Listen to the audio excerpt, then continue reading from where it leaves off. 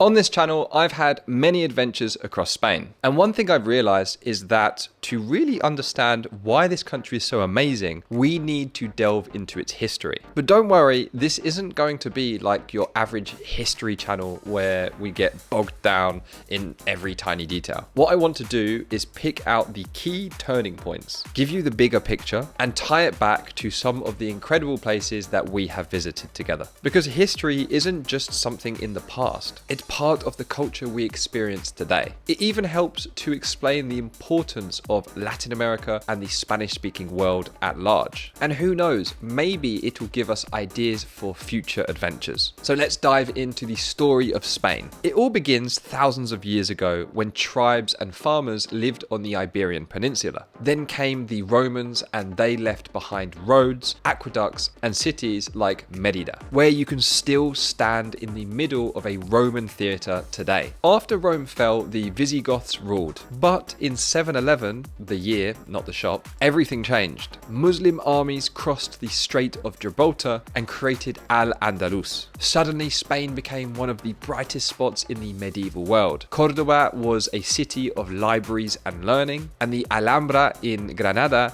still shows the beauty of this Islamic golden age. But here's something incredible. Although almost the entirety of the peninsula fell under Muslim rule, one corner of Spain never did. The mountains of Asturias in the far north held out. And from that tiny spark of resistance, the long Reconquista began. Literally, the map at this time was a sea of Muslim rule, and yet this small area stood out against them. For over 700 years, Christian kingdoms slowly pushed south. Imagine that, 7 centuries of back and forth struggle. And then in 1942, it all came to an end when Ferdinand and Isabella captured Granada. And here's the thing that gets even more interesting. Almost immediately after finally uniting Spain under Christian rule, they flipped from defensive to offensive. That very same year, they sent Christopher Columbus west, and he landed in the Bahamas. In the blink of an eye, Spain had gone from reconquering its homeland to launching a global empire. What followed in the 1500s and 1600s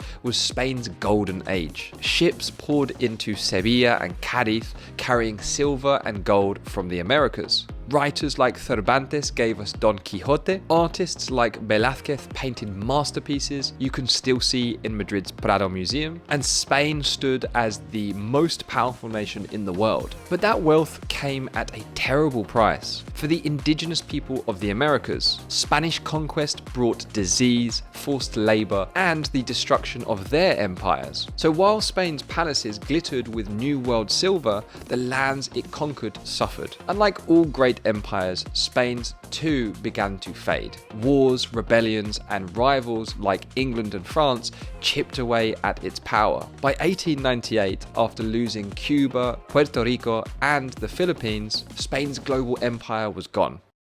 But I'd like to point out at this point that this is totally normal. No empire lasts forever. Just look at the British Empire, for example, or even the superpowers of today. Their time too will eventually pass. That's simply the way history works. The 20th century brought even more turmoil. In 1936, Spain was torn apart by a brutal civil war. When it ended, Francisco Franco ruled as dictator for nearly 40 years. His regime was repressive, conservative, and brutal, but it also kept Spain neutral during the Second World War. Then came 1975. Franco died, and here's where history surprised everyone. He had handpicked his successor, Prince Juan Carlos, expecting him to continue Franco's system. But Juan Carlos stunned the world. Instead of clinging to dictatorship, he chose democracy. He appointed Adolfo Suárez as prime minister, legalized political parties, and introduced a new constitution. What nobody expected was that Spain would transform almost overnight from a dictatorship to democracy. A true turning point and one of the most remarkable political shifts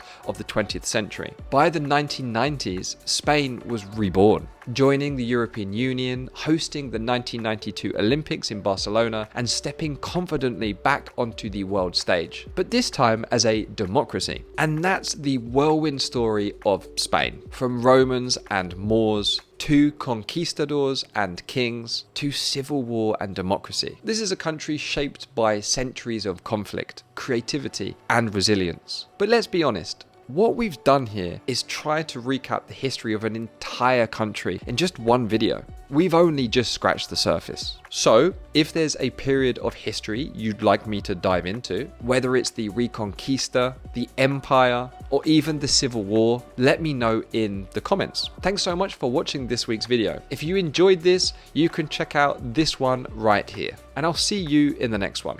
Thanks.